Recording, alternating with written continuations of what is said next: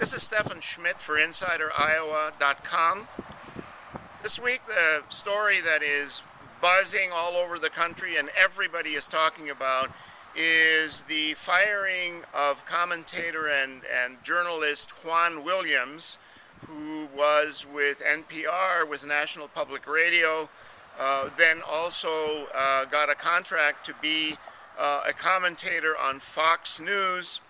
And if you'll remember, what happened was he made a comment on Fox News that when he got into an airport and saw people in traditional Arab clothing, it made him nervous. He also, I believe, said that it wasn't really fair to think that people would be necessarily terrorists because they were Arabs, but that he just couldn't help himself.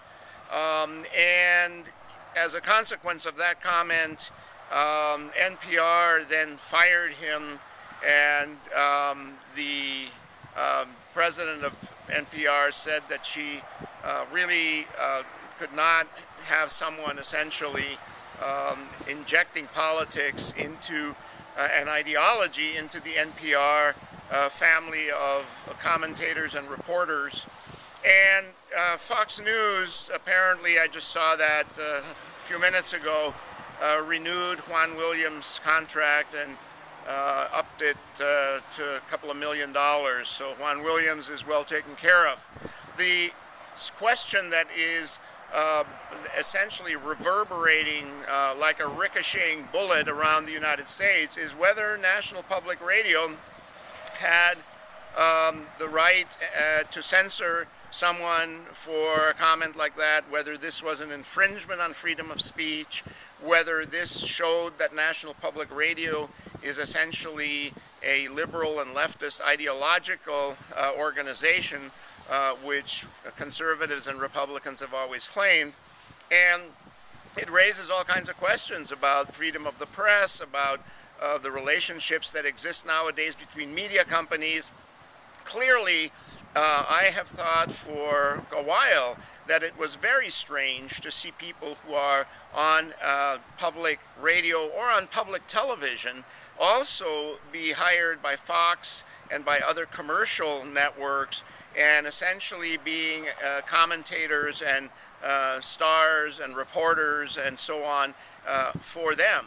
It always seemed, first of all, to me that this constituted a kind of monopoly by a small number of people in Washington, D.C. or in New York who controlled the television and airwaves, because you weren't getting new, fresh, and different people. You were hiring the same people, and it was conservative networks like Fox News and liberal, or at least public networks like National Public Radio. They all had the same people, and it annoyed me and disturbed me. So myself, I'm happy that Juan Williams is going to now be a conservative commentator on Fox News. And it is a kind of marker for where the media is in the United States. In 2010, it is now an entertainment industry. It is now ideologically divided, and to me at least, it makes it a little bit harder for most Americans to find out what is objective news, because more and more I think we listen to people who have opinions and positions that are like our own. I think that people who watch Fox agree with Glenn Beck, and they agree with Juan Williams and with O'Reilly and others, and they really are not interested in getting other people's opinions. And perhaps more and more public radio and possibly public television as well may go back to becoming more the voice of kind of liberal and progressive people. And I'm not sure how I feel about that. I think that it is a problem. It's especially a problem for publicly funded networks like public radio, because essentially they do receive a significant subsidy from the taxpayers of the United States. So they probably will be careful to replace Juan Williams perhaps with another more conservative commentator. I thought Juan Williams made a comment that I saw just in passing that referred to his race. So Juan Williams, who is an African American, immediately went into his wallet and pulled out his race card to play as a reason why he was fired. I thought that was gratuitous. I'm sure, in fact, that had nothing to do with why National Public Radio fired him. But in the United States, if you can play a race card or a gender card or a sexual orientation card, that's where we are. You pull it out, you play it, and it becomes a part of the dialogue. Interesting story.